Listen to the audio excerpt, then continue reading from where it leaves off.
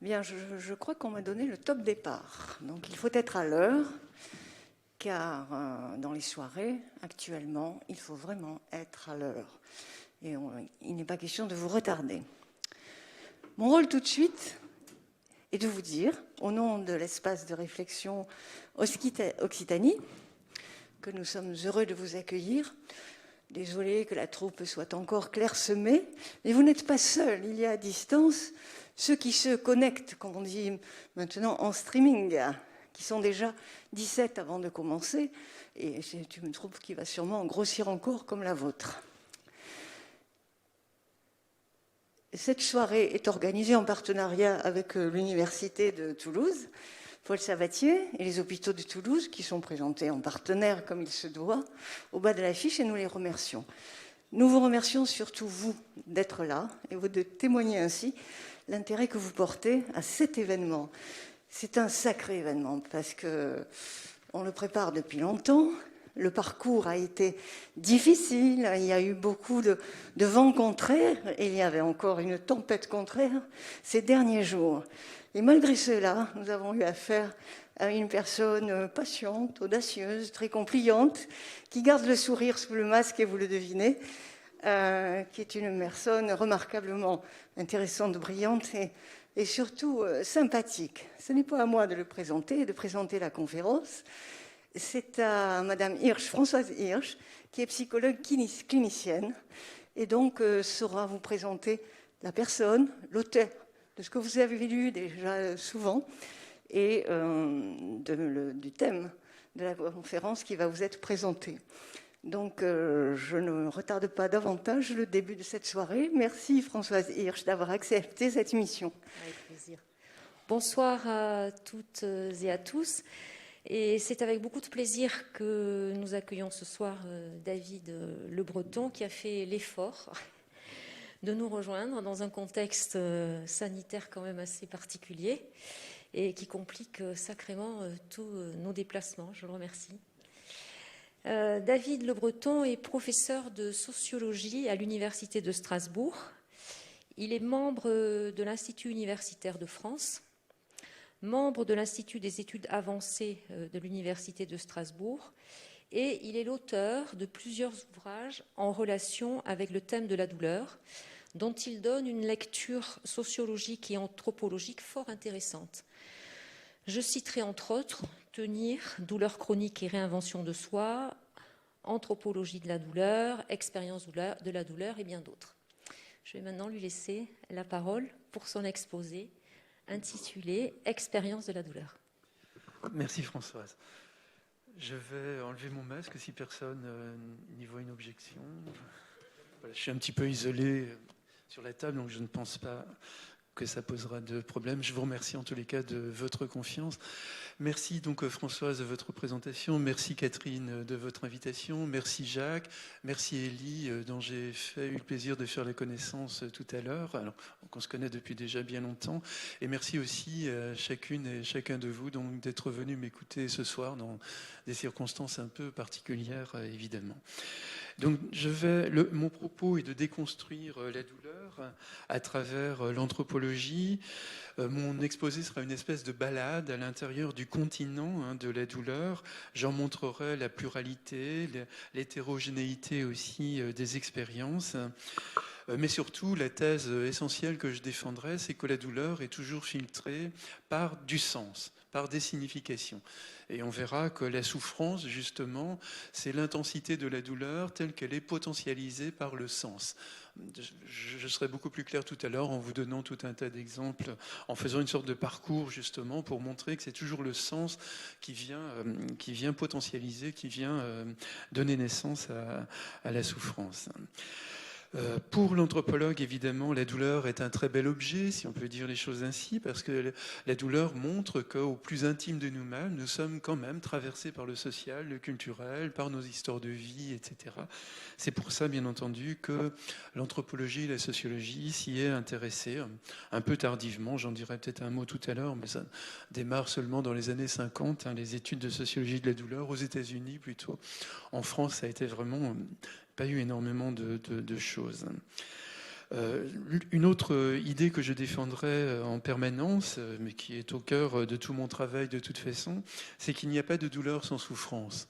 Il n'y a pas de douleur sans souffrance. La souffrance, c'est l'intensité vécue, en quelque sorte, de la douleur. Et encore, pour moi, la notion de douleur, elle est un peu abstraite. J'ai souvent coutume de dire douleur, c'est le vocabulaire du médecin, souffrance, c'est le vocabulaire du patient. C'est-à-dire, c'est vraiment la souffrance. La souffrance, c'est la douleur telle qu'elle est vécue, entre guillemets. Il faudrait mettre des guillemets à douleur. Mais là, on bute sur la langue française qui crée un dualisme, là où, à mon avis, il ne devrait pas y en avoir. Parce que cette opposition douleur-souffrance renvoie complètement au dualisme entre la souffrance qui serait psychique et la douleur qui serait physique. On est dans une vieille métaphysique qui n'a, à mon avis, aucun sens, puisque nous sommes physiquement présents au monde, nous sommes notre corps, nous ne sommes pas autre chose que notre corps, nous ne sommes pas un collage entre une âme et un corps, ou entre un esprit et un corps, ou entre une psyché et un corps. Voilà, donc on bute souvent sur ce vocabulaire. Mais en tous les cas, pour moi, il n'y a pas de douleur sans souffrance. Et la souffrance, c'est l'intensité vécue de la douleur, enfin de ce que le médecin appelle la douleur. Donc la douleur est toujours imprégnée de sens. Elle mêle le biologique et la signification. On pourrait dire qu'elle est 100% physique et 100% psychique. Elle n'est jamais la seule traduction dans la conscience d'une effraction organique. Elle mêle le corps et le sens. Elle est à la fois somatisation et simultanément sémantisation. Soma, le corps en grec, séma, le sens en grec. Et là, évidemment, c'est passionnant de faire ce jeu de mots entre somatisation et sémantisation. Que j'ai utilisé dans l'un de mes livres, parce que c'est une bonne manière de couper court avec le dualisme qui est inhérent à la formule psychosomatique. Vous voyez, comme si on était un collage aussi de psycho et de somatique. Bon, moi, j'aime bien parler de somatisation, sémantisation, pour dire que c'est du sens qui s'inscrit en nous, dans notre personne. Donc, on pourrait dire que la douleur, c'est une mise en corps du sens. Une mise en corps du sens. En d'autres termes, la douleur n'est pas seulement une série de mécanismes physiologiques, elle touche une personne singulière, insérée dans une trame sociale, culturelle, affective, dans un contexte très particulier. C'est un homme ou une femme, c'est un enfant ou une personne âgée, qui est marqué évidemment par son histoire personnelle. La douleur, donc, est d'abord un fait d'existence. La douleur est un fait d'existence. Ce n'est pas le corps qui souffre, mais c'est bien l'individu en son entier. Et c'est ce que disaient d'ailleurs des grands pionniers comme René Loriche, par exemple, que je vais vous citer. Loriche, qui a commencé sa carrière à Strasbourg, qui l'a poursuivi à Lyon avant d'aller à Paris, mais qui a écrit des livres assez étonnants sur la chirurgie de la douleur. C'est un médecin, dans ces années-là, en tous les cas, un médecin humaniste et vraiment en rupture avec tout ce qui se faisait à l'époque en matière de douleur. Et je vous cite une phrase de René Loriche que j'ai extrait à son livre « La chirurgie de la douleur », qui doit dater des années 30. Il dit, je le cite, « La douleur physique n'est pas un simple fait d'influx nerveux courant d'une allure déterminée dans un nerf. Elle est la résultante du conflit, d'un excitant et de l'individu entier. » Et de l'individu entier. Je vous rappelle d'ailleurs que René Loriche avait fait ses premières armes, malheureusement, dans les tranchées de la guerre 14-18, en opérant à vif, sans aucune anesthésie, d'innombrables soldats de différentes nationalités, ce qui l'avait d'ailleurs amené à faire une sociologie très intuitive, où il observait que certains étaient beaucoup plus endurants que d'autres face à la douleur. Et bon, je ne rentre pas dans les détails, parce que c'est quand même une sociologie un peu intuitive, mais en tous les cas qui montre que c'est un homme extrêmement sensible à la pratique de son métier. Et l'autre que je vais vous citer, c'est pas n'importe qui non plus, c'est Georges Canguilhem, c'est-à-dire l'un des grands philosophes du XXe siècle, mais qui était médecin. Vous le savez sans doute, et c'était le maître de Michel Foucault. Et c'est l'auteur de ce très grand livre qui s'appelle « Le normal et le pathologique ». Et dans « Le normal et le pathologique », il y a un chapitre où Canguilhem commente René Loriche avec énormément d'admiration. Et je cite cette phrase de Georges Canguilhem, vous allez voir, qui est très surprenante. Il écrit « L'homme fait sa douleur comme il fait une maladie ou comme il fait un deuil. » comme il fait un deuil, bien plutôt qu'il ne la reçoit ou la subit. Mais les exemples pris par Canguilhem sont tout à fait étonnants, mais montrent bien qu'on est, pour Canguilhem aussi, on est dans une dimension de sens. Enfin, il parle pas comme ça, mais on pourrait le traduire de cette manière-là. Pour lui, donc, chacun de nous est l'artisan de la douleur qu'il éprouve. Pas l'artisan évidemment délibéré, parce que ça n'aurait absolument aucun sens. Mais c'est de manière inconsciente, mais aussi de manière sociale et culturelle, c'est chacun de nous qui est le fabricant de sa douleur dans les différents contextes que nous vivons. Alors c'est à partir de là, évidemment, si la douleur implique une personne singulière avec son histoire de vie, etc. Bon, c'est là où la sociologie de la douleur a fait son apparition aux États-Unis dans les années 50, avec notamment Mark Zborowski, avec Irving Zola, avec un certain nombre de pionniers. Mais je ne vais pas vous évoquer leur démarche, parce qu'à mon avis, aujourd'hui, elle deviendra un peu contestable, puisque par exemple, Zborowski comparait différents groupes sociaux, pointait que certains groupes sociaux étaient plus endurants à la douleur que d'autres, et dans le contexte, en plus, politiquement correct qui est le nôtre. Mais j'ai toujours pensé que le risque de ce genre de recherche, que pour ma part, je n'ai jamais voulu faire, c'était d'alimenter un certain nombre de préjugés, de stéréotypes, et du style du syndrome méditerranéen, par exemple, que j'ai toujours quelque peu contesté, parce que c'est une manière très raccourcie de réduire les gens à leur culture, alors qu'aucun de nous n'est réductible à sa culture. Hein. Aucun de nous. Nous sommes ce que nous faisons de notre culture. Nous sommes ce que nous faisons des influences qui ont pesé sur nous, mais on n'en est jamais la résultante pure et simple. Hein. Mais en tous les cas, donc une sociologie, une anthropologie de la douleur est née dans ces années-là, et puis elle a périclité à partir des années 60-70. Il n'y a pas plus eu énormément de travaux sur le sujet. Alors, donc je l'ai dit tout à l'heure, la douleur n'est pas l'enregistrement dans la conscience d'une affection, mais c'est la résonance en soi d'une altération réelle ou ressentie comme telle. Hein, ou ressentie comme telle. Parce que pour avoir mal, il n'est pas nécessaire d'avoir une lésion. C'est d'ailleurs ce que nous ont appris de manière assez tragique les personnes fibromyalgiques, par exemple, où on a du mal à trouver des altérations organiques, mais non. Mais la douleur, justement, si on dépasse le dualisme corps-esprit, on peut très bien penser qu'effectivement, il peut exister des douleurs qui n'aient pas forcément un ancrage corporel, entre guillemets, mais plutôt un ancrage dans les histoires de vie, dans des drames d'enfance, dans des maltraitances d'enfance, dans des blessures d'enfance, etc. Donc la douleur est d'abord une émotion mêlée à une perception. Il y a toujours une dimension affective dans la douleur, mais c'est aussi une perception dans la mesure où c'est un enregistre, c'est une interprétation.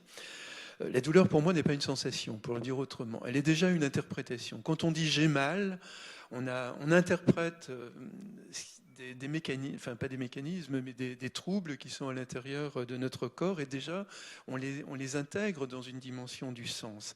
La sensation, ça n'existe jamais finalement, c'est quelque chose de brut, quelque chose d'antérieur à l'humain d'une certaine manière. Ce qu'on ressent, c'est une perception, et donc une interprétation sur le monde.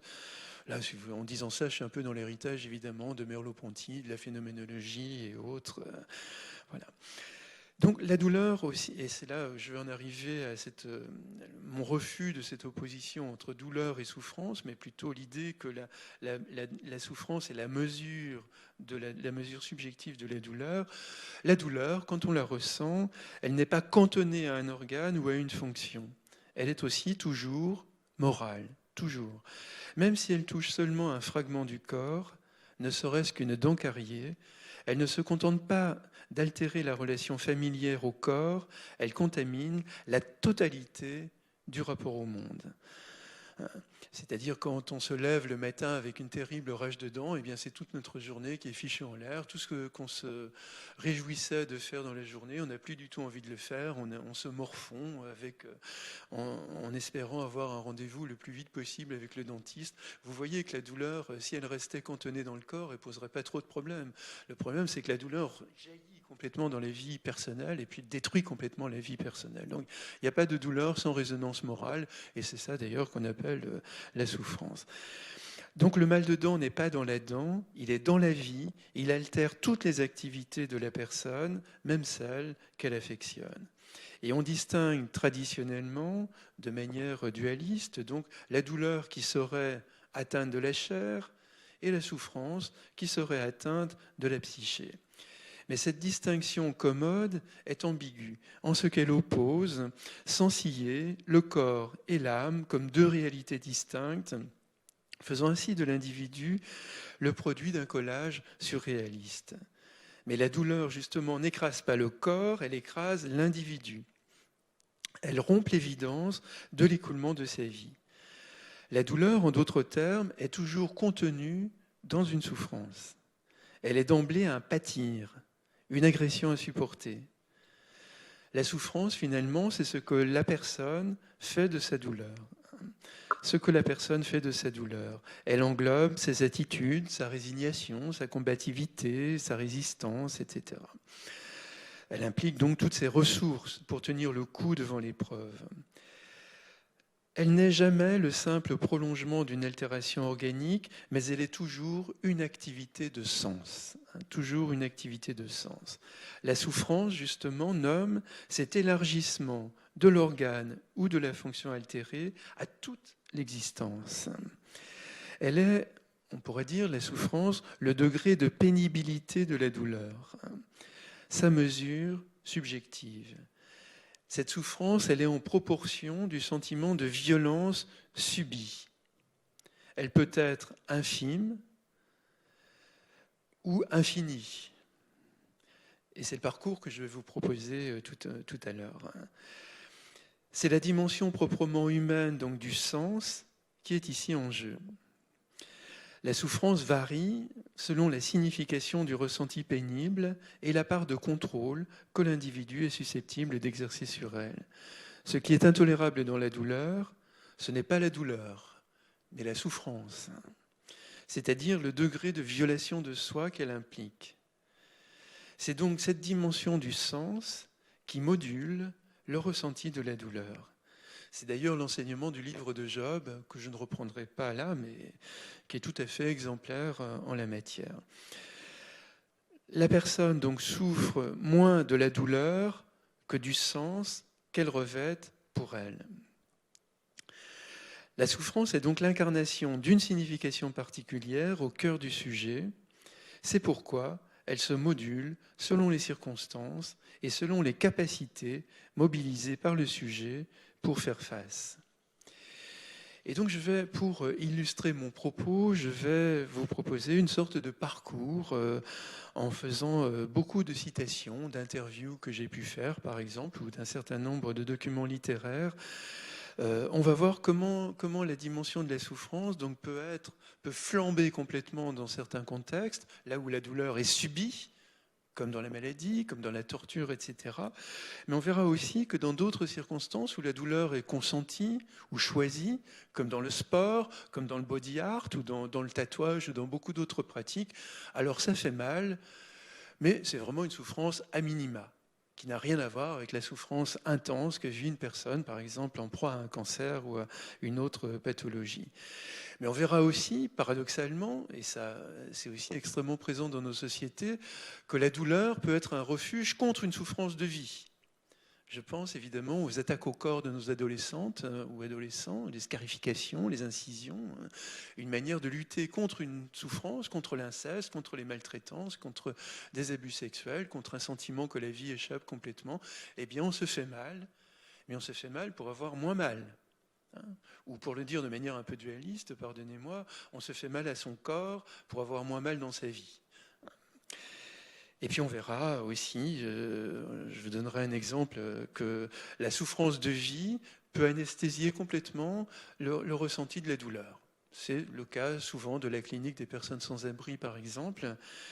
Et puis je terminerai mon propos par l'énigme, une forme d'énigme, mais qui n'en est pas vraiment pour l'anthropologue. C'est l'érotisation de la douleur à travers le masochisme, et donc le fait qu'un certain nombre d'hommes ou de femmes, surtout des hommes, n'éprouvent d'orgasme, je souligne, qu'en étant fouettés, en étant scarifiés, en étant maltraités. Et voilà. Vous voyez comment la douleur donc, se donne dans une formidable hétérogénéité finalement. Alors que quand on dit douleur, on a l'impression que c'est un mot singulier et puis que c'est un mot répulsif et qu'il faudrait fuir la douleur comme la peste. Alors que non, la seule douleur qui nous terrifie, c'est celle qui s'impose à nous, qu'on ne lui a rien demandé, mais on est soudain malade, ou une douleur chronique se développe soudain dans notre vie. Et là, effectivement, on est déshumanisé, on est dépersonnalisé, on ne se reconnaît plus. Et là, c'est là où la souffrance vraiment est au plus vif. Voilà. Donc, pour commencer le parcours, quelques mots autour de la douleur subie. Donc, c'est celle qui est liée à un certain nombre de maladies, qui est liée aussi aux séquelles d'accidents, un certain nombre de maladies évolutives, parfois une douleur chronique dont on n'arrive pas à comprendre les origines, mais qui devient de pire en pire au fil du temps. Voilà. Donc là, on a affaire à une souffrance considérable qui, je l'ai dit, qui déshumanise les personnes, qui détruit complètement leur vie, qui abîme aussi profondément leur vie familiale, leur vie conjugale, leur position de père ou de mère, etc., etc. Mais même là, la dimension du sens peut opérer pour amortir ou pour supprimer une immense part de la souffrance. Alors, je parle là de techniques de sens, comme l'hypnose, comme la méditation, comme la relaxation, comme l'imagerie positive, cette manière de construire en soi des scénarios heureux pour essayer de se tirer du mauvais sort dans lequel on est plongé. Voilà, la sophrologie utilise énormément ça. Bon, voilà. L'hypnose est vraiment passionnante dans le soulagement de la douleur, hein, puisqu'il n'y a pas de contact physique entre l'hypnothérapeute et la personne douloureuse chronique, par exemple, uniquement une circulation de la parole, une qualité de présence, une relation, la puissance d'une relation avec donc l'utilisation d'un certain nombre de techniques du corps, mais aussi de techniques de sens, qui fait donc qu'on modifie l'état de conscience d'une personne, et puis le thérapeute va co-construire avec le patient ou la patiente un scénario un scénario de libération de la douleur, d'atténuation de la douleur. J'en ai juste un qui me vient en tête. Je parle de beaucoup plus dans mon livre sur la douleur chronique, mais celui-là m'avait marqué parce que je l'avais trouvé très très pédagogique et très chouette, d'une femme qui souffre d'une douleur chronique depuis très longtemps. Je crois que c'était de l'ordre d'une dizaine d'années. Elle a le sentiment que son dos est complètement écrasé par un rocher. Elle n'a plus aucune vie sociale pratiquement. Elle a essayé, épuisé toutes les solutions, et puis on lui évoque l'hypnose, et donc elle entame une thérapeutique hypnotique, et après quelques séances, donc le praticien lui demande d'imaginer que le rocher qui pèse sur son dos est de plus en plus léger, ou de moins en moins lourd. Et donc, de séance en séance, le poids est diminué. Et puis, au terme, je sais pas, de la 8e ou 9e ou 10e séance, il dit à cette femme, mais j'ai l'impression maintenant que votre douleur va s'envoler, elle est devenue un ballon qui s'envole. Et la femme dit, mais oui, elle s'envole.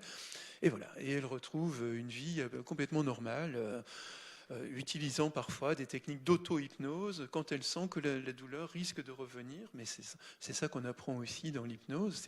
Une fois qu'on a été soulagé d'une grande part de sa souffrance, on apprend par soi-même à la contrôler avec des petites techniques qui sont relativement simples.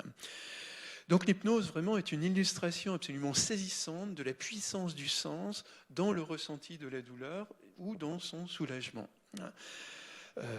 On pourrait aussi évoquer, je vous l'ai dit, la méditation ou d'autres. Vous voyez, finalement, dans ces techniques de sens, il s'agit de ne plus penser à la douleur. En d'autres termes, plus on pense à sa douleur, plus on pense qu'on a mal et plus on a mal. Parce qu'on donne de l'énergie à sa douleur en y pensant tout le temps. Alors, autour de soi, la famille bienveillante nous dit « arrête de penser à ça ». Mais bien entendu, ça ne marchera jamais, ce genre de méthode couée. Donc il faut des techniques qui écartent la personne de son investissement, en quelque sorte, sur sa douleur, pour qu'elle cesse de lui donner de l'énergie. Alors donc l'hypnose en est une illustration saisissante, mais vous avez aussi des gens qui vont marcher, par exemple. J'ai souvent entendu ça. Il y a des gens qui vont jardiner. Il y a des gens qui se couchent et qui essaient de faire le vide en eux. Bon, il y a des tas de techniques de cet ordre-là. Mais un exemple que j'aime bien prendre, parce qu'il est très parlant, je crois. Par exemple, imaginez quelqu'un qui est passionné par le football, qui est par exemple un homme qui a des douleurs chroniques très vives dans le dos, il a énormément de mal à marcher, il a du mal à se pencher, et il regarde par exemple un match de finale de Coupe du Monde où son équipe favorite, mettons la France, est présente. J'imagine très bien que si la France marque un but, vous allez voir cet homme se lever brusquement de son fauteuil en criant « but, but », etc. Tout d'un coup, il y aura un effacement, un désinvestissement complet de la souffrance par un surinvestissement sur autre chose. Voilà. C'est ça que j'appelle les techniques de sens et c'est ça qu'utilise l'hypnose, donc de défocaliser le regard de la personne, son investissement sur sa douleur pour, à travers un scénario, donc désamorcer en quelque sorte le ressenti douloureux, enfin le ressenti en termes de souffrance. Et puis il y a la torture. Je pense que la torture, c'est vraiment le pire de la souffrance, l'une des pires abominations qui soit. Mais même là, vous allez retrouver ces techniques de sens qui ont permis à un certain nombre d'hommes ou de femmes de résister au pire, à toutes les violences, à toutes les humiliations. Je vais vous en donner juste 2 exemples, j'en donne beaucoup d'autres, notamment dans mon livre « Expérience de la douleur », mais ces 2-là, je les trouve extrêmement fortes et parlantes. La première d'entre elles, mon premier exemple, c'est l'un des grands écrivains de langue espagnole d'aujourd'hui, c'est Carlos Lizcano, qui est un écrivain uruguayen qui a été torturé, qui est resté très longtemps emprisonné du temps des dictatures militaires en Amérique latine, et qui est aujourd'hui l'un des plus grands écrivains traduits de langue espagnole traduits dans le monde. Il a au moins une dizaine de livres traduits en français. C'est vrai que c'est un auteur assez dur, assez pessimiste par ailleurs, mais dans l'un de ses livres, qui s'appelle Le Fourgon des fous, il raconte son expérience de la torture et de l'incarcération à Montevideo. Et c'est un homme qui n'a jamais dénoncé ses amis, et qui pourtant a été beaucoup abîmé. Alors, il s'interroge dans son livre, pourquoi n'a-t-il jamais dénoncé personne? Je le cite. Vous allez voir, il y a une définition magnifique de la dignité qui pourrait évoquer carrément Emmanuel Lévinas. Parce qu'il dit que c'est, pour lui, s'il n'a jamais dénoncé personne, c'est une question de dignité. Mais voilà comment il l'a défini. Il dit « Ce n'est peut-être pas la dignité du militant politique, mais une autre, plus primitive, faite de valeurs simples, apprise je ne sais pas quand, peut-être à la table de la cuisine de chez moi, quand j'étais enfant, au travail, sur les bancs de l'école. Ce n'est pas une dignité abstraite, mais une dignité très spécifique, celle de savoir qu'un jour, je devrais regarder en face mes enfants, ma compagne, mes camarades, mes parents, et même pas autant de personnes. Il me suffit de vouloir un jour me sentir digne devant une seule personne.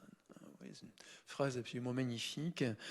Mais vous voyez que dans cette phrase, ce que nous dit en sous-texte Carlos Lizcano, c'est que le pire, ce n'était pas les violations physiques qu'il subissait, ça aurait été de dénoncer quelqu'un. Parce que là, dans ce cas-là, sa vie était irrémédiablement détruite. Sur les trottoirs, un jour, peut-être, il aurait rencontré le fils ou la fille, le père ou la mère d'un homme ou d'une femme qui l'aurait envoyé à la mort, dans ce jeu de dominos abominable des dictatures militaires en Amérique latine à cette époque-là, où une personne était arrêtée, finissait par dénoncer 2 ou 3 autres qui dénonçaient, et puis voilà, et puis ça donne tous ces innombrables disparus du Chili, de l'Argentine, ces personnes torturées, etc. Puis ça donne encore aujourd'hui, bien longtemps après, des pays complètement meurtris par cette mémoire-là. Mais il y en a un certain nombre qui ont résisté, donc Lizcano a résisté, et vous voyez que cette image de la dignité était pour lui comme une sorte de bouclier de sens. C'est un bouclier contre lequel venaient se heurter tous les efforts des tortionnaires. Leur imagination morbide ne réussissait pas à franchir ce bouclier. Je vous donne juste un autre exemple. Une jeune femme, là c'est le Chili, également énormément torturée, mais qui n'a jamais dénoncé personne. C'est un témoignage d'Amnesty International. Je la cite. Elle dit « Là-bas, je m'accrochais de toutes mes forces à... Je ne sais pas comment appeler ça. C'était quelque chose qu'il ne pouvait pas savoir, ni me voler, ni salir, ni briser, ni violer. C'était comme le coffre d'un trésor secret. Ces trésors que les enfants gardent jalousement, même si cela n'est rien d'autre qu'une coquille ou des billes de couleur. Et moi, j'avais mis là-dedans le nom de mes camarades. » Fin de la citation. Vous voyez cette image du coffret, cette focalisation de cette jeune femme sur le coffret que les tortionnaires ne doivent jamais réussir à ouvrir. Vous voyez, on pourrait dire qu'on est quasiment dans des techniques d'auto-hypnose, de focalisation sur quelque chose qui fait que la violence ne les atteint pas vraiment, même s'ils souffrent, bien entendu. Mais cette souffrance, ils peuvent la supporter parce qu'ils investissent autre chose. Voilà. Bon, je pourrais vous donner d'autres exemples. Il y a un certain nombre d'exemples dans l'histoire de la littérature d'hommes ou de femmes qui ont magnifiquement tenu devant l'horreur, et toujours avec des techniques un peu de cet ordre-là. Voilà donc pour la douleur subie. Mais vous voyez que la douleur subie n'est pas non plus irrévocable, elle n'est pas irrémédiable, elle n'est pas un destin. Quelque part, il y a une solution. Parfois, il faut longtemps, il faut parfois même plus d'une dizaine d'années, parfois même davantage, mais un jour ou l'autre, les patients trouvent des astuces, des solutions personnelles, ou trouvent quelqu'un qui réussit à les soulager un peu. Mais en tous les cas, je pense que l'hypnose est aujourd'hui un outil facile à la disposition de beaucoup de médecins ou de thérapeutes. Voilà. Je vais prendre une deuxième figure, en quelque sorte, de la douleur. Donc, douleur subie. Maintenant, douleur choisie. C'est-à-dire, je me lance dans une activité dont je sais qu'elle me fera mal. Mais je consens à cette douleur parce que je sais que si la douleur n'était pas présente, mon activité n'aurait plus aucune valeur. Donc c'est l'exemple, je vous dis rapidement, je vous énumère un certain nombre de pratiques, puis après je vous donnerai quelques citations. C'est le sport, c'est le monde du sport, pas forcément du sport extrême, on pourrait prendre, mais simplement si vous êtes un athlète de niveau même départemental ou régional, vous devez vous rentrer dedans, vous devez travailler avec votre douleur pour devenir à peu près compétitif. Et puis plus on monte dans l'excellence, évidemment, et plus il faut savoir se faire mal pour faire partie des meilleurs.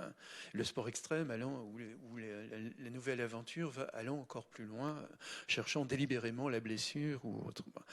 Vous avez aussi l'exemple du body art, où un certain nombre d'artistes s'écorchent vifs. Vous avez l'exemple du tatouage, qui est souvent douloureux, pas quand on fait une petite pièce quelque part, mais si c'est une grosse pièce, ça fait très mal au bout d'un moment. Les pratiques de suspension, qui sont très courantes aujourd'hui, des hommes ou des femmes qui ont des crochets passés à travers sous la peau et qui sont suspendus dans l'espace, sans anesthésie, sans recours aux drogues, suspendus à l'horizontale ou à la verticale. Vous avez des rites de virilité qui existent encore, parfois dans des quartiers populaires, où il s'agit de montrer qu'on est un vrai mec, c'est-à-dire qu'on supporte la douleur, on va plus loin que les autres dans le fait de supporter la douleur. Et puis on pourrait même évoquer le mysticisme chrétien, qui est très dans cette logique-là. Les mystiques n'ont jamais dit qu'ils souffraient abominablement. Quand ils s'infligent des tas d'épreuves, qui marchent sur des clous, etc., ils vous disent quel délice ils éprouvent de se rapprocher des souffrances du Christ sur la croix. Donc, on voit très bien qu'on est dans une douleur consentie et qui leur fait mal sans doute, mais en tous les cas qui n'a pas du tout de connotation de souffrance comme on pourrait le fantasmer. Alors je vais prendre l'exemple du sport en prenant trois exemples chez le même athlète. C'est un coureur de course ultra. Les courses ultra, c'est 300, 400, 500 km de suite. Une ligne de départ et puis une ligne d'arrivée qui est plusieurs centaines de kilomètres. On appelle ça aussi l'ultra trail parfois. Bon. Voilà, je vais vous citer un garçon qui a une trentaine d'années et qui n'est pas un champion, mais qui fait partie, disons, des très bons coureurs. Et je lui ai demandé comment il pourrait décrire la douleur qu'il ressent quand il a couru comme ça sur des centaines de kilomètres. Et voilà ce qu'il me répond. au bout de 12 heures de course. Hein, vous avez bien entendu. Je vous rappelle qu'un marathon, c'est 3 heures. Au bout de 12 heures de course, on a les cuisses complètement tétanisées, les jambes pleines de liquide lactique. Donc ça brûle, il y a tout qui brûle. Et chaque foulée, c'est un peu comme une bombe qui explose dans les jambes. À chaque fois qu'on pose le pas, c'est tellement lourd. Et moi, je pense à une bombe qui explose dans les jambes. À chaque fois qu'on pose le pas, c'est tellement lourd. Pardon, je me répète. Et moi, je pense à une petite bombe atomique qui explose dans chacune de mes foulées dans ma jambe. J'essaie de ne pas trop lever le pied pour éviter la crampe. Parce que dans ces épreuves-là, quand elle vient, c'est comme si on prenait un coup de couteau. J'ai mon petit secret en ultra. Quand je ressens la douleur, je m'intériorise, j'essaie de faire le vide en moi, j'avance, je continue, je me concentre sur mes pensées, et quand j'y arrive, je remonte doucement au classement. Si j'arrivais à mieux me concentrer, je pourrais même faire un podium.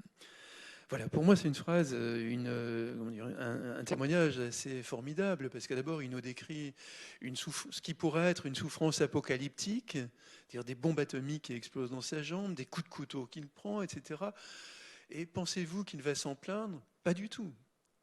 Il n'en jouit pas non plus, non, hein, mais il assume. Hein. Et puis ce que j'aime bien, c'est par rapport à tout ce que je viens de vous dire sur les techniques de sens, c'est que finalement il découvre intuitivement qu'en arrêtant de penser à sa souffrance, au fait qu'il a mal partout, quand il arrête d'y penser, il court plus vite, évidemment, il arrête d'entretenir sa douleur, il arrête de lui donner de l'énergie. Donc, il remonte, comme il dit, je m'intériorise, j'essaie de faire le vide en moi, on est carrément dans des techniques d'auto-hypnose, j'essaie de faire le vide en moi, je me concentre sur mes pensées, et quand j'y arrive, je remonte doucement au classement. Il est plus dans la même souffrance, donc effectivement. Alors, j'aime bien raconter une anecdote qui peut-être était les prémices de mon travail sur la douleur quand j'étais beaucoup plus jeune.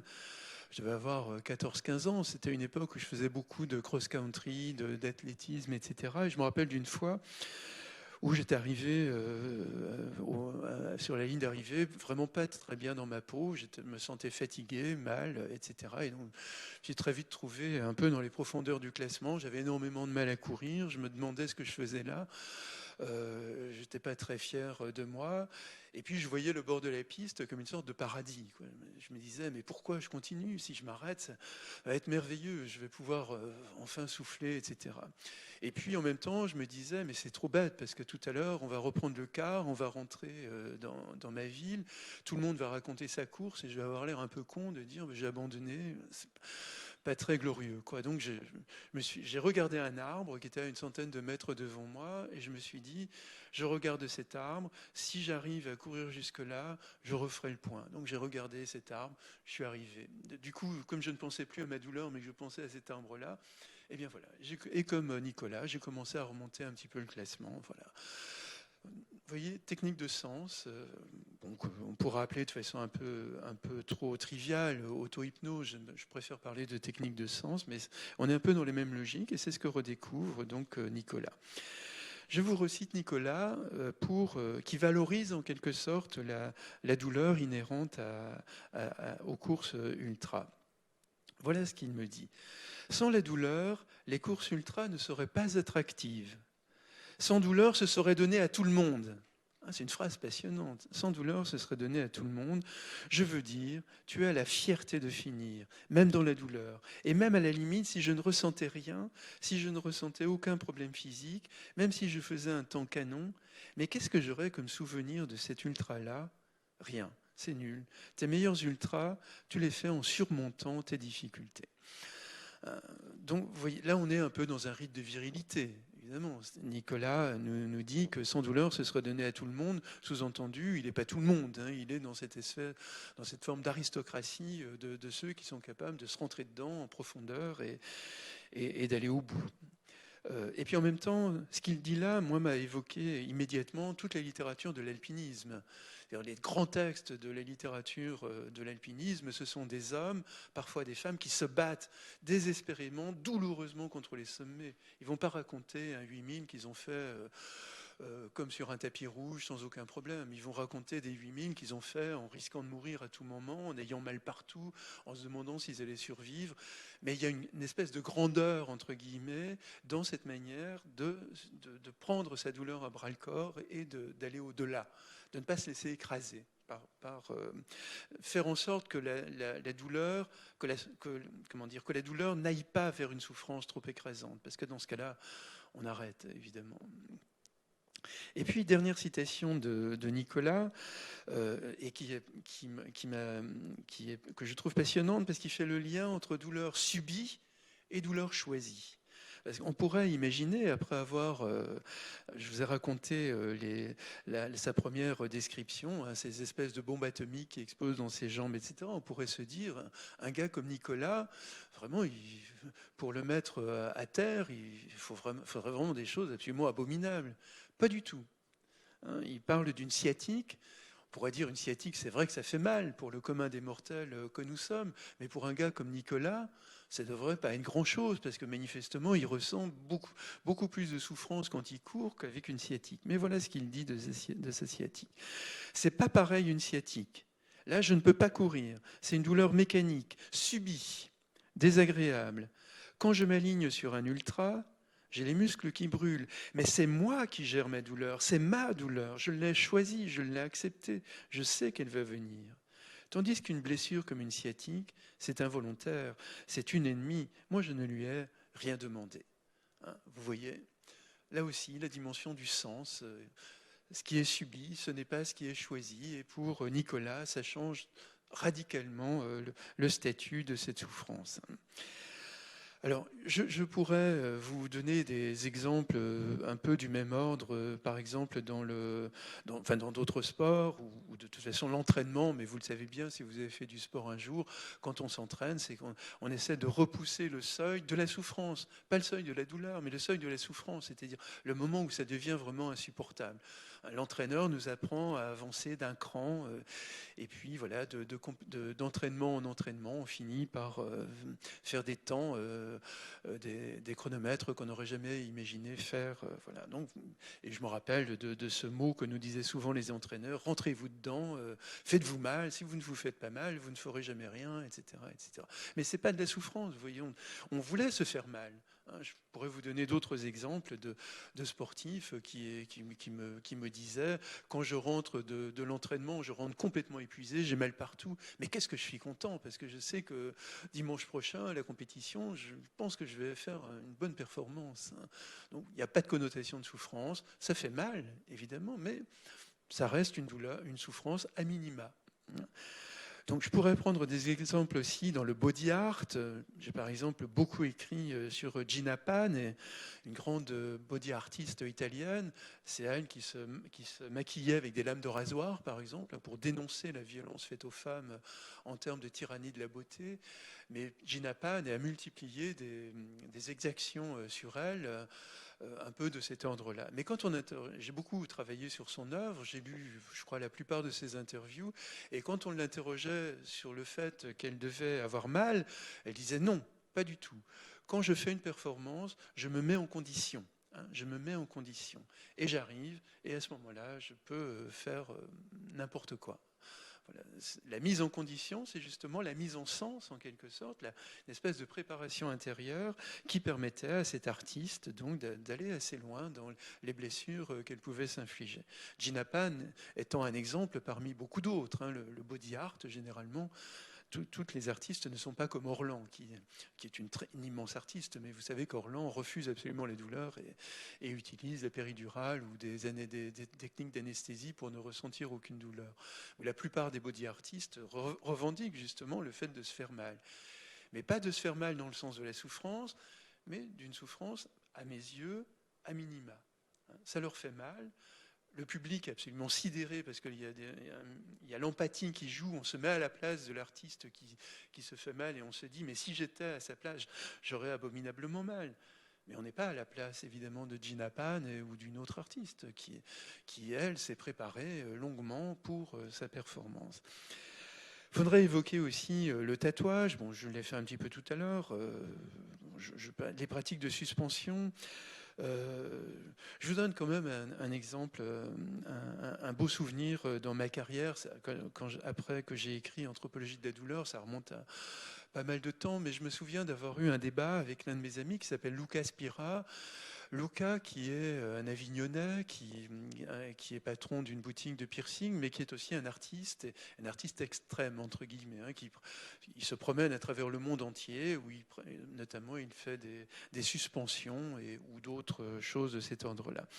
Et donc ce jour-là, Luca Spira m'avait invité à Avignon pour débattre avec lui sur les pratiques de suspension. Et donc on a vu un film extrêmement spectaculaire, où on voyait la peau distendue, et puis le gars donc à l'horizontale, et dans le public était absolument sidéré, quoi, et ne comprenait pas d'abord qu'on puisse s'infliger quelque chose comme ça. Et évidemment, la première question qu'on a posée à Luca Spira, c'est « ça doit vous faire abominablement mal ».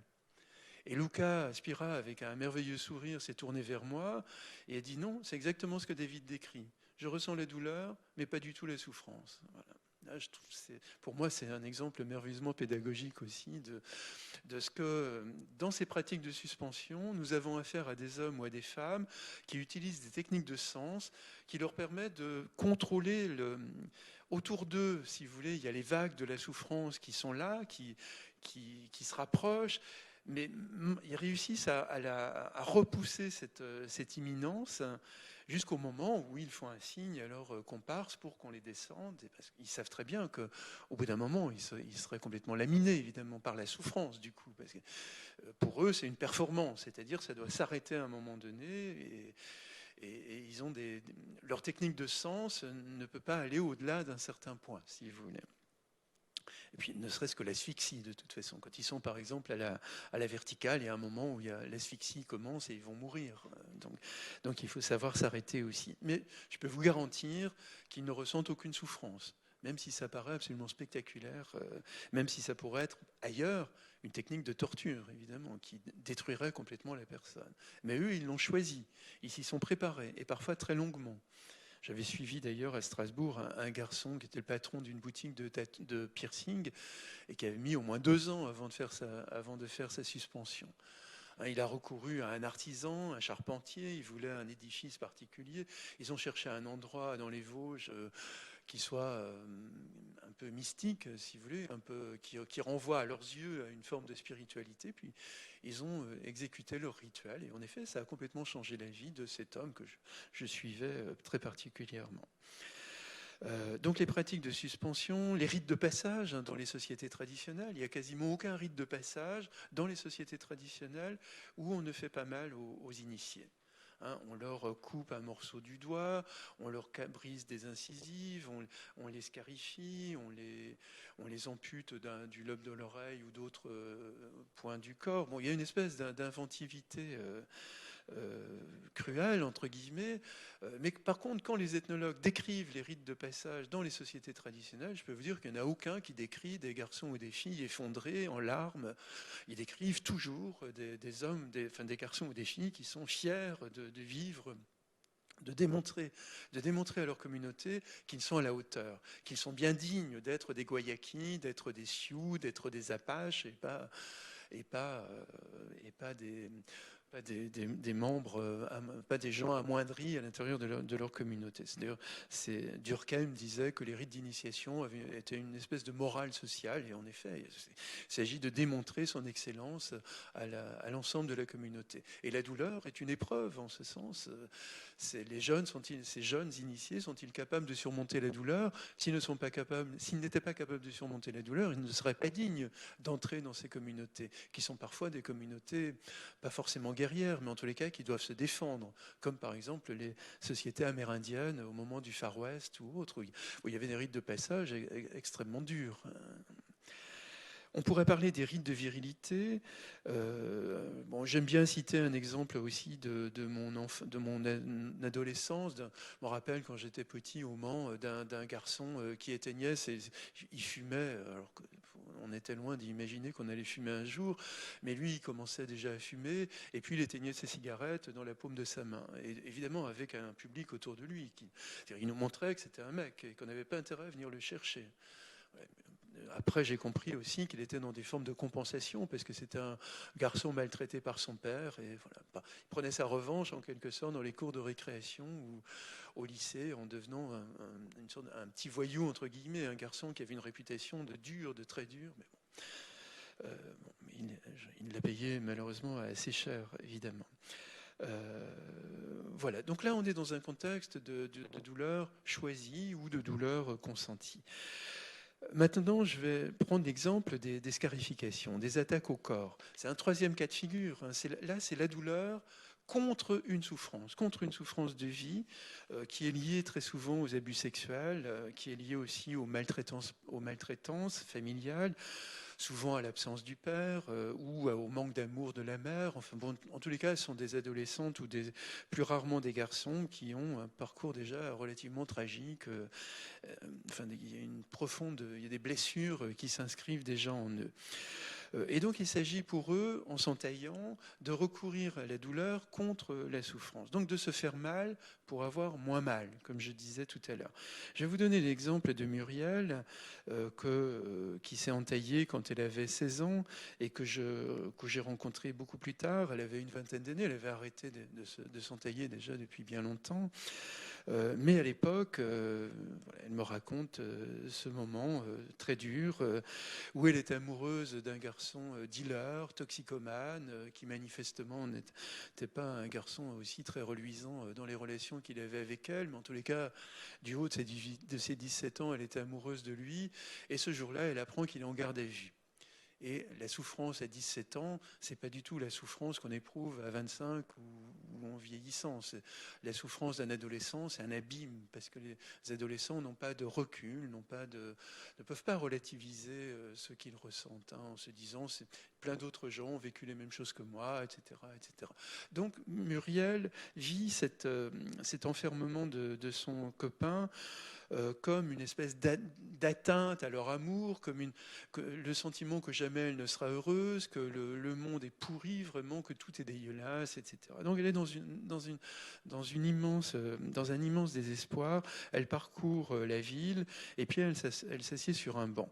Ses yeux vont se porter sur des tessons de bouteilles qui sont là. Elle prend un morceau un tesson et intuitivement, sans trop y réfléchir, elle inscrit le prénom de son copain sur son avant-bras. Et donc, quelques années plus tard, je lui demande pourquoi. Enfin, plus subtilement que ça, évidemment, mais en tous les cas, en gros, ça pourrait être ça. Pourquoi ? Elle me répond cette phrase magnifique. « T'es tellement malheureuse au fond de toi-même, c'est le chagrin d'amour, tu vois. T'es tellement malheureuse dans ton cœur, et alors tu te fais mal pour avoir une douleur corporelle plus forte, pour ne plus sentir ta douleur dans le cœur. » Tu vois un peu comment c'est. Se faire mal à son corps pour avoir moins mal à son cœur. C'est un petit peu dualiste, mais là, il ne s'agit pas de donner des leçons de sociologie, mais c'est vraiment une formulation magnifique de ce que ressentent en effet des dizaines de millions d'adolescents ou d'adolescentes qui s'entaillent aujourd'hui à travers le monde. Il s'agit bien de se faire mal, mais pour avoir moins mal, en ce sens. Donc les attaques au corps sont une technique de survie, une manière de ne pas mourir, une manière de ne pas s'effondrer, une manière de résister à une souffrance qui est dans leur vie. La souffrance qu'ils s'infligent, elle n'est que le symptôme d'une souffrance qui est d'abord dans leur vie. Mais donc ils réussissent à gagner du temps. Et des cliniciens comme Winnicott nous ont dit que gagner du temps était fondamental au moment de l'adolescence. Il y a un moment où on peut se retourner sur son histoire, comme l'a fait Muriel d'ailleurs, et se dire, vraiment, il m'en est arrivé des trucs, mais pourquoi je me suis fait aussi mal pendant si longtemps, etc. Mais il faut évidemment arriver à ce moment de passage, de bifurcation, en quelque sorte, où un jeune se retourne sur son histoire. Mais j'ai beaucoup travaillé sur les conduites à risque de nos jeunes. Je dirais que c'est l'immense majorité d'entre eux. C'est pour ça qu'il ne faut pas être pessimiste par rapport aux conduites à risque. Il faut les accompagner, les désamorcer, leur donner de l'amitié, de l'amour, de la compréhension, mais pas du désespoir, évidemment. Et puis une autre figure, je vais m'arrêter dans les 5-10 minutes, je vois bien que le temps passe, que j'ai un petit peu débordé, mais Oui, bon, je vais arrêter dans les 5-10 minutes qui viennent, mais je vais prendre un autre exemple qui serait un petit peu le contraire de ce que j'évoquais chez les adolescentes et les adolescents. C'est la clinique des personnes sans abri. Enfin, sans doute, un certain nombre de vous en ont fait l'expérience. Il y a des hommes ou des femmes qui refusent absolument les soins. Même si leur membre est brisé, ils ont des caries plein la bouche, ils ont des problèmes dermatologiques partout, mais ils refusent absolument d'aller à l'hôpital. Et je vais vous donner un exemple extrême, puisqu'on n'a pas le temps évidemment de donner toute une série d'exemples, mais je vais emprunter à Xavier Emmanueli un exemple que je trouve déchirant, mais qui traduit exactement ce que je viens de vous dire, la souffrance de vie qui anesthésie complètement la possibilité de ressentir une douleur en soi, disons. Donc ce jour-là, Xavier Emmanueli voit dans sa consultation à Nanterre avec les personnes sans abri une femme d'une 50aine d'années. Elle voulait, dit-il, des médicaments. Mal au ventre, disait-elle. Elle traîne un peu, elle hésite. On la sent embarrassée, n'osant pas dire. Finalement, elle nous parle d'un bouton qui la gêne. Elle désigne sa poitrine d'un geste vague. On découvrira un cancer du sein au stade terminal, jamais montré, jamais traité. Il avait rongé la face interne du sein gauche, tiré les chairs comme un grappin et creusé un trou large comme 3 doigts et profond d'1 pouce. Ce trou était un peu devenu le centre de gravité de son corps. Il l'avait comme tout entière, lentement attirée à lui. Elle ne pouvait plus se tenir que courbée, de travers. Voilà. Le lendemain, cette femme était morte. Vous voyez là un exemple absolument tragique de ce refus des soins, de cette anesthésie que provoque une déroute d'existence, l'abandon, le chômage, les séparations affectives, la perte des enfants. Je ne sais pas quelle était l'histoire de cette femme, mais l'histoire d'un certain nombre d'autres, d'hommes ou de femmes qui refusent des soins, on la connaît. Et c'est vraiment une série d'échecs de vie, une série de désespoirs qui les amène à être totalement indifférents à leur corps. Je me rappelle d'une personne, d'un homme qui avait été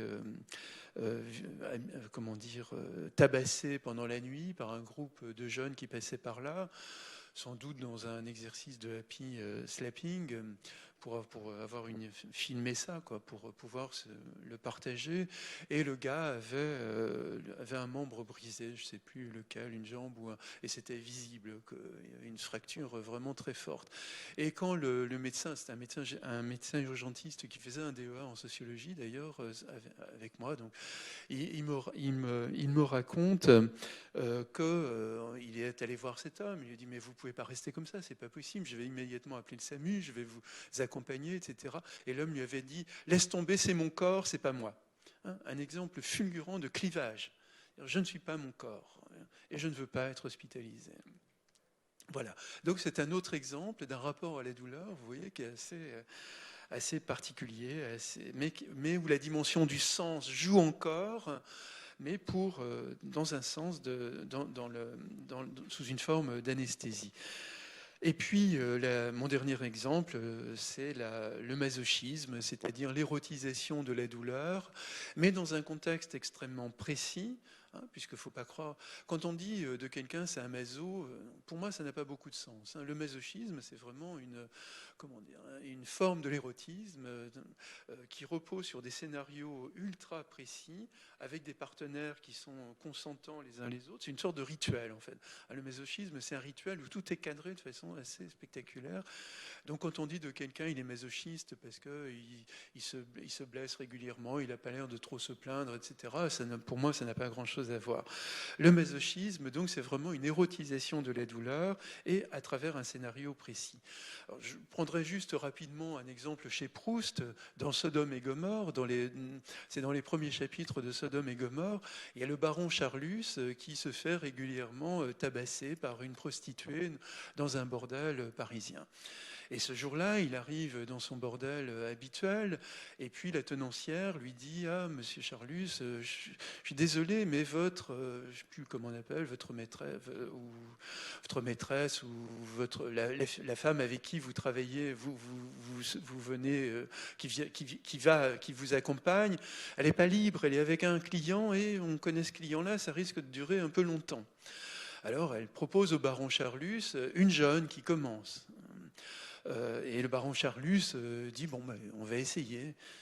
Et donc la jeune femme accompagne le baron dans la chambre, la porte se ferme, et puis quelques minutes après, le baron sort en hurlant dans les couloirs, en disant « Elle se moque de moi, elle se moque de moi, etc. » Qu'est-ce qui s'est passé ? Quand le baron Charlus a demandé à cette jeune femme, qui malheureusement débutait dans le métier, « Fouettez-moi », elle a cru qu'il plaisantait.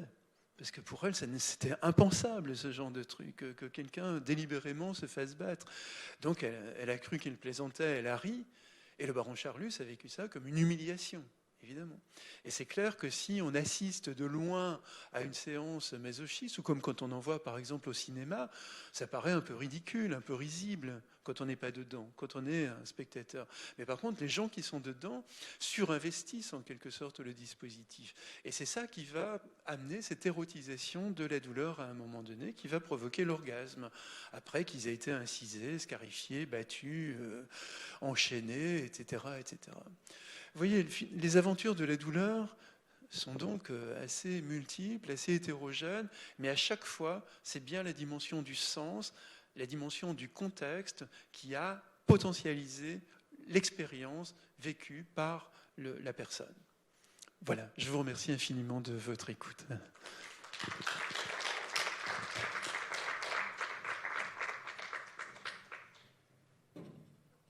Merci David pour la qualité de cet exposé qui, au-delà de l'intérêt qu'il suscite, a le mérite de rappeler, à mon sens, que, je ne sais pas si vous m'entendez bien, oui, que la douleur est un phénomène complexe, ne serait-ce déjà parce qu'elle est éminemment émotionnelle.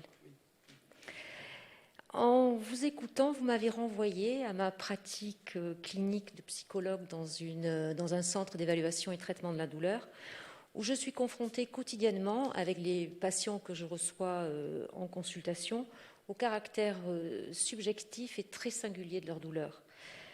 Comme vous l'avez exposé, et comme vous l'avez très bien dit, celle-ci elle est bien évidemment liée à la condition humaine, en affectant toujours le sujet dans sa globalité et de fait en rendant obsolète la dichotomie psyché-soma. En effet, la douleur, elle est toujours marquée par l'histoire du patient, par sa personnalité, et tous ces éléments vont jouer le rôle de porte-voix de la plainte douloureuse. Et je dirais finalement que la douleur, c'est ce que la personne qui en fait l'expérience dit qu'elle est, et que finalement, seul le sujet qui l'éprouve en est l'expert. Je pense que c'est très très difficile de se mettre à la place d'une personne qui a mal dans son corps. C'est extrêmement difficile. Par ailleurs, vous avez rappelé que la souffrance était toujours inhérente à la douleur et indissociable de la douleur, plus ou moins intense selon la situation. Et vous avez très justement dit quel était l'indicateur fiable de la pénibilité de la douleur. Et cette souffrance, bien évidemment, elle intervient toujours quand la douleur fait perdre tout contrôle au sujet, au patient en ce qui me concerne, puisque moi je vois des sujets douloureux, malades. Et que quand je dis fait perdre tout contrôle, c'est-à-dire que perturbe le sujet dans toutes ses compétences affectives, ses compétences cognitives, ses compétences relationnelles, ses compétences spirituelles, et modifie aussi son identité. C'est-à-dire que le patient, et nous l'entendons souvent à notre consultation, devient un douloureux chronique, entre guillemets, et rien d'autre. Et c'est ce qu'on entend fréquemment au sein de nos consultations. Vous avez aussi évoqué le sens de la douleur. Et communément, nous, en psychologie, nous disons toujours que ce qui fait souffrir dans la vie, c'est ce qui n'a pas de sens. Oui. Ce qui est une autre forme du sens. C'est une autre forme du sens, certainement. Mais c'est ce à quoi ça m'a renvoyé aussi. Oui, bien sûr. Et si je reviens aux patients neurochroniques, celui que je connais bien en fait, dans le contexte de la douleur chronique, mes patients ils sont toujours très attachés au sens que prend leur douleur, et donc ils sont très attachés à une éventuelle organicité, une bonne raison d'avoir mal. Pourquoi j'aurais mal pour rien? Pourquoi j'ai mal si je n'ai pas une maladie étiquetée et reconnue? Et ils ont besoin, en effet, de mettre toujours un nom, un terme, sur une douleur qui peut faire évoquer une maladie ou autre chose, mais qui a quelque chose à voir, en tous les cas, avec une maladie. Pourtant, parfois, le sens est complètement ailleurs, et ça, vous l'avez dit très bien aussi, et il est à mettre non pas en relation avec une maladie dûment étiquetée, mais plutôt avec une blessure, un traumatisme ancien, un conflit non résolu, une problématique que finalement on ne peut pas exprimer autrement que par le corps. Je voudrais dire aussi, et vous l'avez un petit peu évoqué, vous avez parlé à votre façon des facteurs de résilience et de soulagement finalement face à la douleur. Moi je dirais que les facteurs de résilience ils sont nombreux, ils sont intrinsèques et on peut en parler je pense en termes de capacité chez n'importe quel individu. Et là, je pense à l'optimisme, à la flexibilité psychologique, à l'autocompassion. Tout ça, ça existe chez chacun d'entre nous, Et nous, en tant que thérapeutes, c'est quelque chose qu'on doit savoir solliciter, mobiliser, de façon à ce que nos patients puissent faire face à leurs problématiques douloureuses. Mais aussi les aider, en ce sens-là, à reprendre le contrôle de leur douleur, par des moyens thérapeutiques auxquels vous avez fait référence, comme les thérapies à médiation corporelle, comme l'hypnose, qui effectivement permettent au patient de diviser son attention. Et c'est ce qui est important. Je pense à autre chose que ma douleur. Et donc j'en souffre moins. En ce qui me concerne, la clinique de la douleur est celle de l'écoute, de l'évaluation, de l'accompagnement de patients mis à mal sur tous les plans.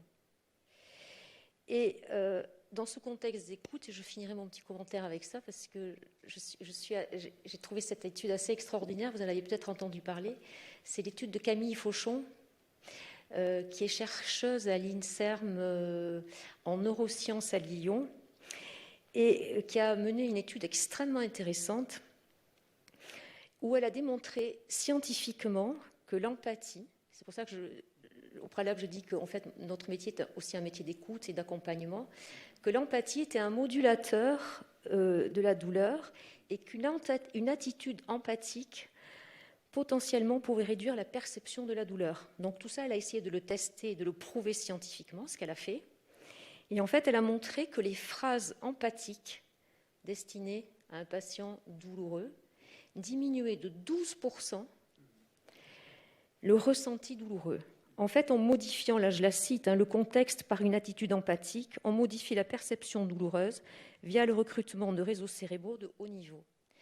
Et donc moi, je me suis posé la question de savoir combien de médicaments on avait à notre disposition à donner à un patient douloureux qui était potentiellement susceptible de diminuer de 12% sa douleur. C'est l'effet placebo. Peut-être, mais peu importe. C'est l'efficacité symbolique. Mais ça marche bien. Ah bah absolument, non. Et juste l'empathie. Voilà, je vous laisse la parole pour poser des questions.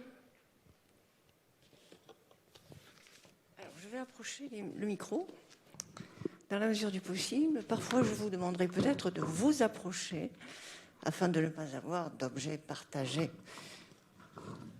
Tu le tiens. D'accord. Merci, monsieur. Merci beaucoup. Dites-moi, je suis médecin en activité, donc j'aurais 2 questions à vous poser. Et puis, je suis sportif aussi, toujours en activité.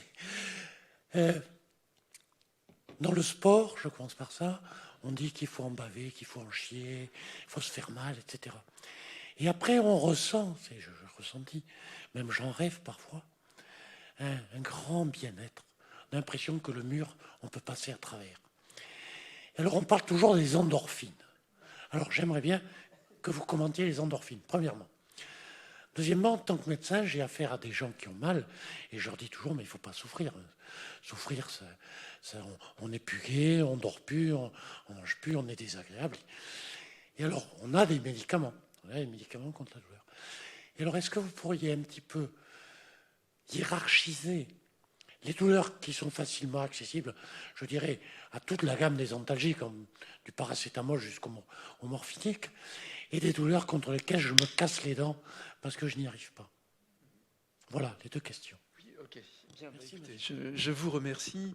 L'adrénaline, pour moi, c'est pas un concept anthropologique, donc c'est plutôt une manière expéditive de résoudre les problèmes. Quand j'ai beaucoup travaillé, par exemple, sur le sport extrême, sur les jeux symboliques avec la mort, etc., on me disait toujours, c'est de l'adrénaline. Finalement, moi, où j'écris 200 pages, certains écriraient simplement un mot pour résoudre tous les problèmes. Je trouve que c'est aussi là une question de sens, une question de défi personnel, une question de résistance ou de résilience. Voilà, il faudrait qu'on prenne des exemples pour les analyser, mais pour moi, l'adrénaline est un peu secondaire. Je ne dis pas que ça n'existe pas.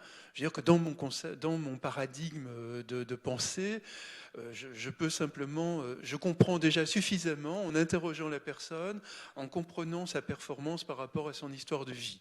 Je n'ai pas besoin de biologiser ce qu'il me raconte, si vous voulez. Je préfère en rester à une condition humaine.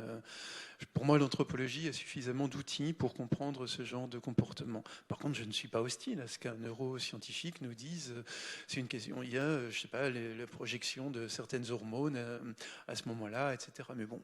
Mais moi, si je disais des choses comme ça, je ne serais plus un anthropologue. Je deviendrais un neuroscientifique amateur et ça n'aurait plus aucun sens, quoi. Voilà. Donc, pour moi, je récuse la notion d'adrénaline dans les analyses que je peux faire. Pas ce soir, mais dans le sport extrême ou dans d'autres activités de cet ordre-là. Et puis, la deuxième question, c'était... Ah oui, la hiérarchie des douleurs. Alors, à la fois, j'ai l'impression qu'il n'y en a pas d'une certaine manière. Je pense que ce que le médecin doit chercher, c'est quel est le point d'Archimède qui va faire basculer le rapport du patient à sa douleur. Je crois qu'il y a quand même un certain nombre de douleurs qui résistent. C'est celle-là que j'ai appelée d'ailleurs dans mon livre sur la douleur chronique, les douleurs nécessaires. Et j'ai hésité, je me disais qu'il fallait quand même faire ce chapitre, mais je pense que parmi les douloureux chroniques, il y a un certain nombre d'hommes ou de femmes qui ont besoin de cette douleur. La douleur leur donne un statut, leur donne une existence. Et d'ailleurs, autrefois, le psychanalyste Thomas Szasz aux États-Unis disait que c'était des hommes ou des femmes qui faisaient profession de douleur. C'est toujours une formule percutante, faire profession de douleur. C'est-à-dire, quand on est un douloureux chronique, ça donne un emploi du temps, ça donne un sens à la vie, ça permet de raconter des têtes. On n'a plus de grands récits, comme dit Paul Ricoeur. Alors la douleur qu'on a, ça devient le petit récit, et puis on va un peu inonder la famille avec tous ces symptômes, etc., etc. Mais quand on creuse davantage, on découvre qu'en effet, un certain nombre de ces douleurs nécessaires s'ancrent dans des blessures d'enfance et très souvent dans des viols, dans des abus sexuels de gamins ou de gamines qui avaient 5-6 ans ou parfois moins, et des souvenirs qui sont parfois enfouis, qui peuvent ressurgir brutalement à travers une psychothérapie d'ailleurs ou d'autres activités. Mais c'est un peu comme si un cri traversait le temps et 30, 40, 50 ans après, venait embraser complètement le corps de la personne, mais qui ne sait pas qu'elle est en train de crier encore. Et le médecin qui cherche à soulager se trompe de paradigme. Là, pour moi, ce sont plutôt les psychologues, les psychothérapeutes qui peuvent aider ces personnes. Mais en même temps, quand vous dites ça à ce genre de patients, ils vont vous dire « mais vous croyez que je suis un malade imaginaire, mais j'ai vraiment mal, je souffre vraiment, etc. » Donc là, il y a un malentendu terrible, parce que en même temps, ce sont des gens qui ont besoin de... Il y a ceux qu'on appelle les pain-prone patients, les patients qui sont prédestinés ou prédisposés plutôt à la douleur. Je me rappelle des travaux de Engel, je crois que c'est... Bon, son prénom m'échappe. Engel, c'est un Américain en tous les cas, et qui montrait que quand le médecin réussit par miracle à soulager un petit peu son patient, eh bien, il avait un accident, ou il divorçait, ou il avait un problème majeur quelque part. Comme s'il y avait une sorte de phénomène de vaste communication communicants. Je parle des patients vraiment dont la douleur est enracinée dans des histoires de vie, dans des fractures de vie. Pas des patients douloureux chroniques qui ont des problèmes, je sais pas, d'arthrose ou autre, ou d'autres cervicalgies ou autres. C'est pas du tout le même genre de rapport clinique. Mais c'est vrai qu'il y a un certain nombre de patients qui s'agrippent à leur douleur. Hein, ça leur donne un sens. Ça donne un sens à leur vie. Ça rejoint la clinique de manière générale, de toute façon, c'est que parfois on a besoin, ça rejoint les conduites à risque de nos jeunes.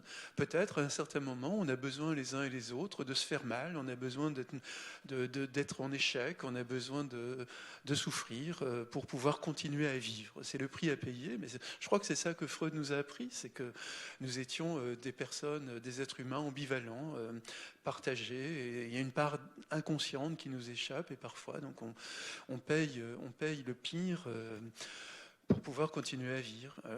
Bon, je pense que pour les ados, c'est provisoire. Là, par contre, parfois, dans la douleur chronique, chez ces patients-là, ça peut durer toute leur vie. Ça leur donne aussi un pouvoir sur leur famille, hein, pour beaucoup d'entre eux. Si vous supprimez leur douleur, vous allez supprimer leur pouvoir, leur statut dans la famille. C'est très compliqué. Donc. Mais en même temps, on ne peut pas dire celui-là, c'est quelqu'un qui relève de ce que j'appelle la douleur nécessaire, parce qu'on pense toujours que quelque part, on va trouver enfin la solution pour le soulagement. Voilà. Pour le reste, toutes les autres formes de douleur, moi j'ai l'impression que les molécules, ça peut être aussi des molécules de sens. Si je peux parler comme ça. Et la relation, pour rejoindre Françoise, à mon avis, c'est la première thérapeutique contre la douleur, la qualité de relation. Et c'est ça qu'en médecine, vous appelez l'effet placebo, mais que nous, en anthropologie, on appelle l'efficacité symbolique. L'efficacité symbolique, c'est l'efficacité du sens, justement, que Lévi-Strauss a magnifiquement analysé dans le contexte du chamanisme, par exemple, mais qu'on retrouve dans d'innombrables pratiques humaines. Donc une qualité de relation peut en effet amener un patient à abandonner, enfin à potentialiser, disons, les molécules, les médicaments qu'on lui donne. Si vous jetez les médicaments sur le lit en disant essayez ça, on verra si ça marche ou pas, déjà vous avez coupé une grande part de l'efficacité thérapeutique de la molécule. Si vous posez la molécule sur le lit en disant au patient, vous savez, ça a soulagé énormément un monsieur qui était là il y a 3 jours, il avait mal comme vous, on ne savait pas très bien comment faire, on lui a proposé ces comprimés-là, ça a été formidable. Alors peut-être que ça va marcher pour vous. Voilà, c'est ça que vous avez appelé aussi l'empathie, d'une certaine manière. C'est une qualité d'attention, une manière donc de dire à l'autre qu'il compte. Et ça va en effet accentuer donc les capacités de résistance du patient. Et par contre, le médecin négligent, qui n'écoute qu'à moitié, qui, voilà, à mon avis, il contribue à l'enracinement de la douleur. Il ne le fait pas exprès, mais là où la personne vient chercher une approbation, une attention, le médecin qui pense à autre chose, qui regarde son portable au lieu de regarder son patient, qui griffonne des trucs, qui répond pas... Comment ? Qui répond au téléphone, qui répond pas aux questions de son patient, ou qui l'arrête en disant « oui, je sais ». Il faut le faire, ce genre de truc.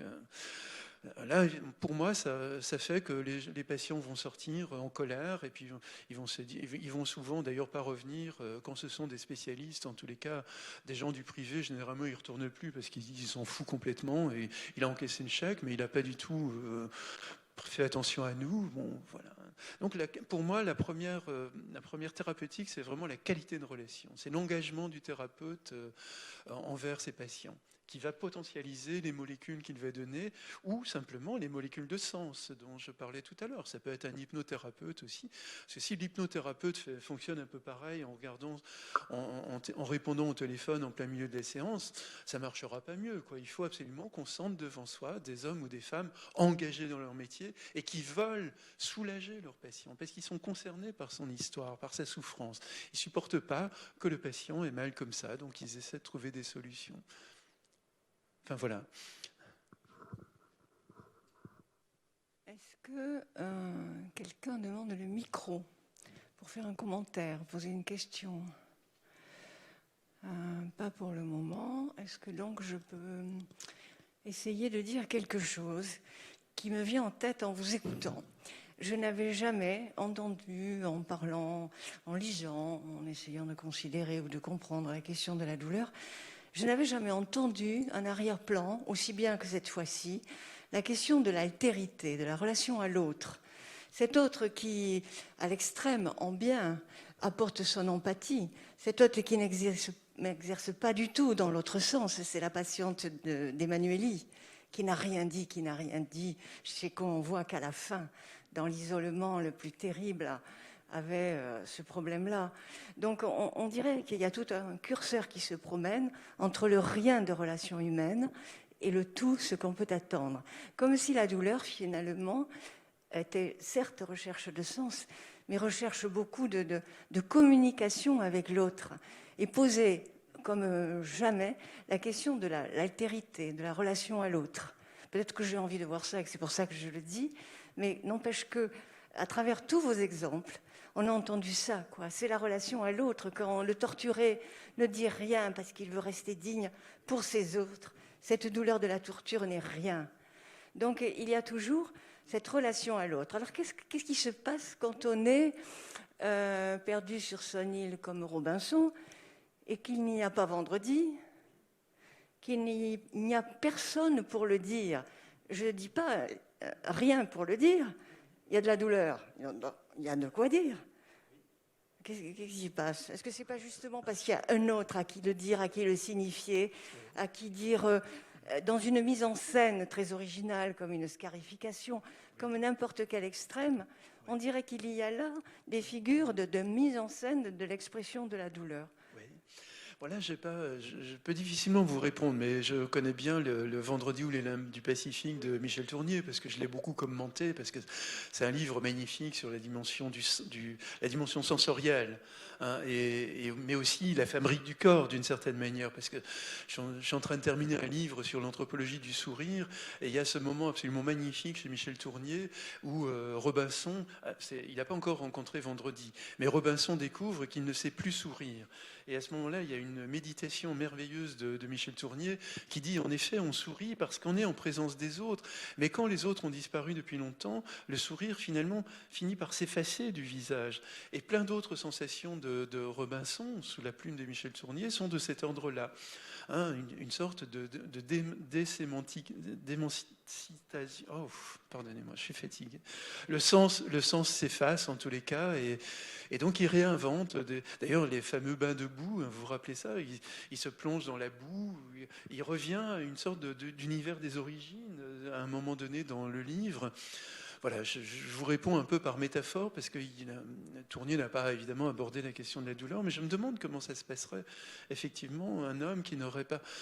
Chez les enfants sauvages, par exemple, ou même à la limite chez les enfants autistes, on a du mal à savoir ce qu'il en est. Chez les enfants sauvages, manifestement, ils ne ressentaient pas la douleur comme les autres enfants.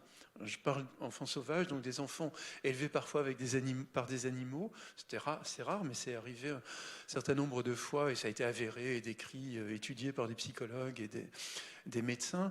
Et puis d'autres, des enfants sauvages, comme Victor de l'Aveyron, par exemple, qui, lui, a été un peu isolé. Manifestement, c'était des garçons ou des filles qui allaient loin dans le rapport à la douleur. Comme si on ne leur avait pas appris qu'à un moment donné, on doit avoir mal.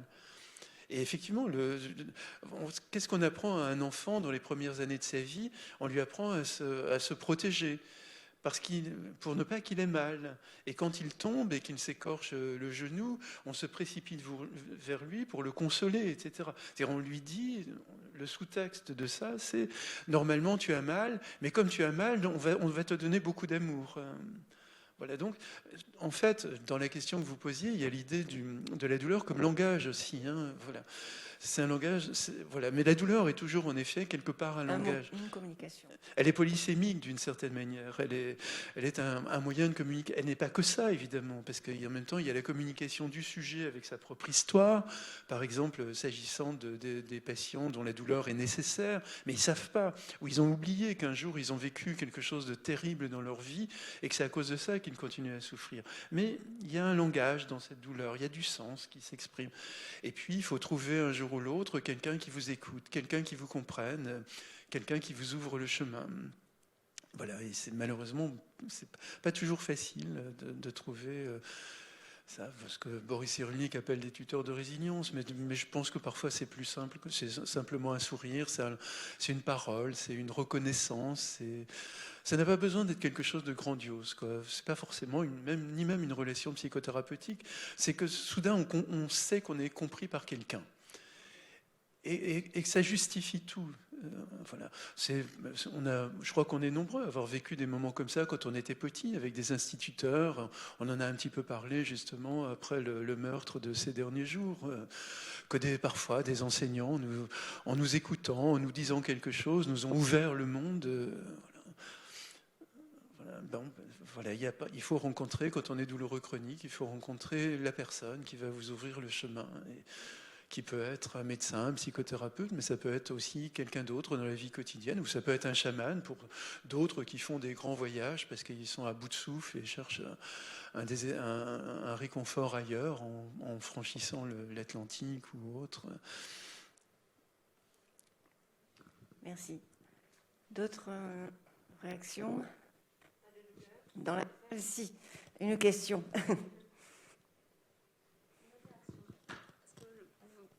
Bonjour. Une réaction sur toi, ce que vous venez de dire, par rapport à la douleur, qui peut être compris, pour le vivre, moi j'ai senti être compris par des spécialistes qui, effectivement, mais dans le quotidien, la difficulté, c'est d'être entendu.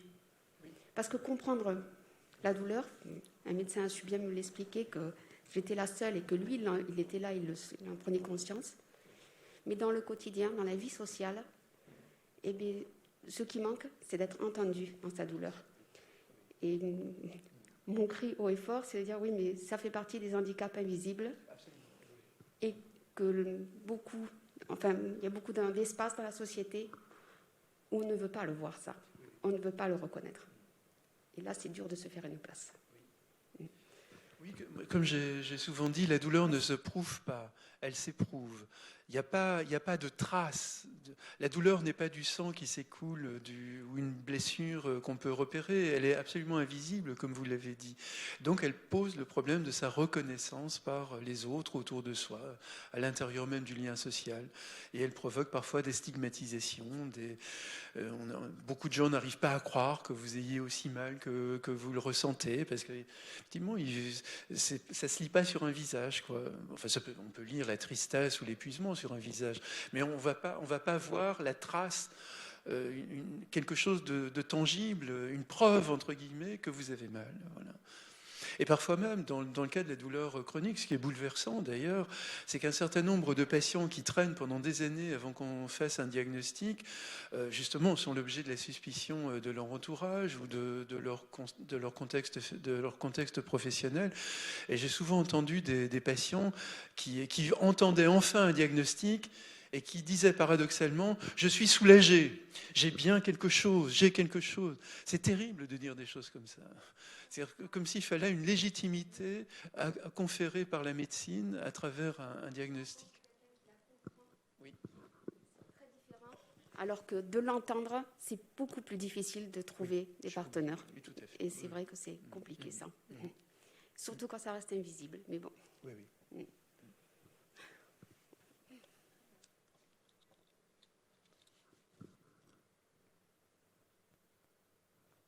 Je crois qu'il n'y a pas d'autres réactions. Non, pas d'autres commentaires, Madame Hirsch. On va vous remercier. Donc je vous remercie au nom de tout le monde, vraiment chaleureusement. Vous-même, David le conférencier, vous-même, Françoise, qui êtes venue faire du lien intelligemment, éclairé par votre expérience professionnelle. Vous qui êtes là, et vous les autres qui êtes connectés à distance et qui dépassez la trentaine, presque une quarantaine, je crois, aux dernières estimations qui me viennent régulièrement de Charles en régie, comme on dit. Voilà, donc notre histoire chaleureuse qui est doublée par l'ensemble des connectés, comme on peut dire. Merci infiniment à vous. Merci à Charles, que j'ai oublié de remercier tout à l'heure aussi, pour la technique. Aussi, merci de votre écoute chaleureuse et merci de votre amitié. Bon travail à vous.